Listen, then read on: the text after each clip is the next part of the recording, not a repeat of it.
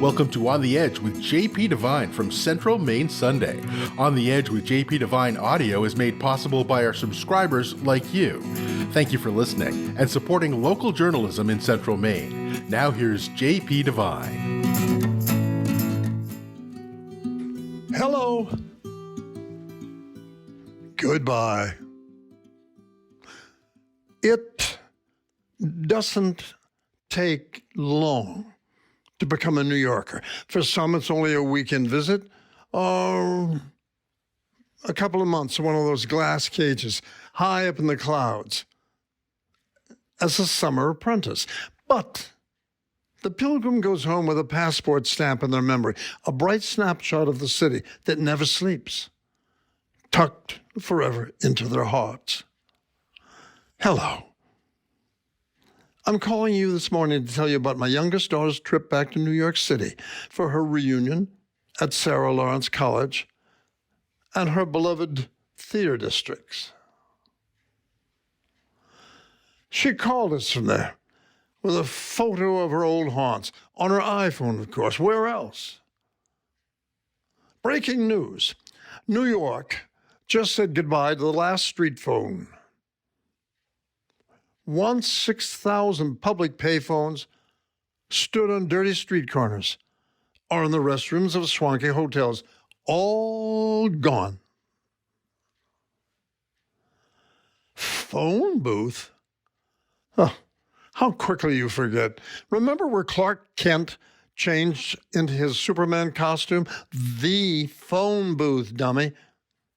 Now, that booth and others are in the Museum of the City of New York, part of an exhibit about what Manhattan looked like when Superman changed his clothes there, or when Ernie Borgnine said, "Hi, Clara, it's Morty."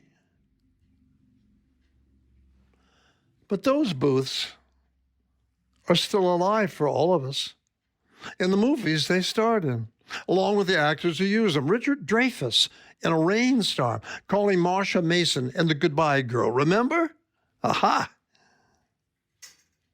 They will live forever on Netflix and Amazon Prime and old movies with a terrified Mia Farrow in Rosemary's Baby. Phone booths surely must have had their own agents.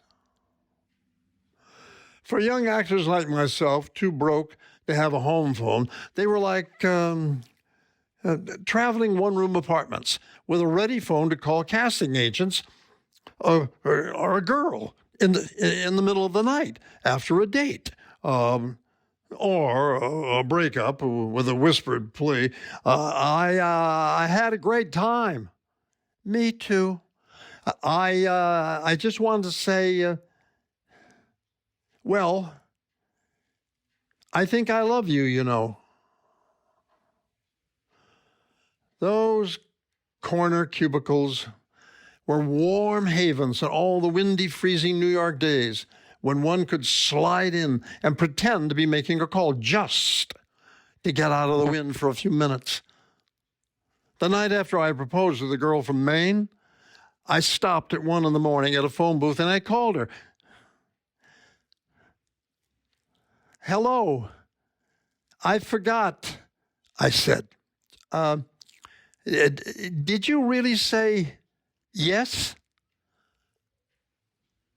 There was a long pause. Then she yawned and said, "Well, on this hot July day in Maine, why should this concern you?" Well, look around.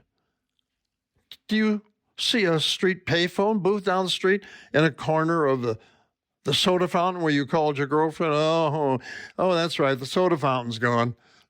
Along with Levine's men's store, Stearns, and the Haynes. Remember the phone at the corner of Elm and Western Avenue across from the old Beehive apartments? Yeah, why should you?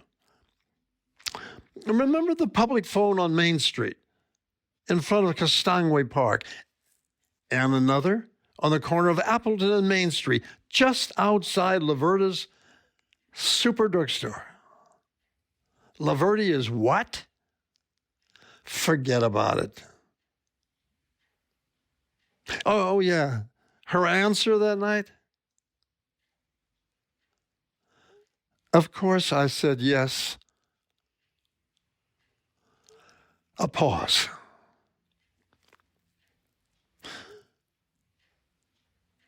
I think I love you, you know. And I hung up. Thanks for listening to On the Edge with JP Devine. On the Edge with JP Devine audio is made possible by our subscribers like you. Thank you for supporting local journalism in Central Maine.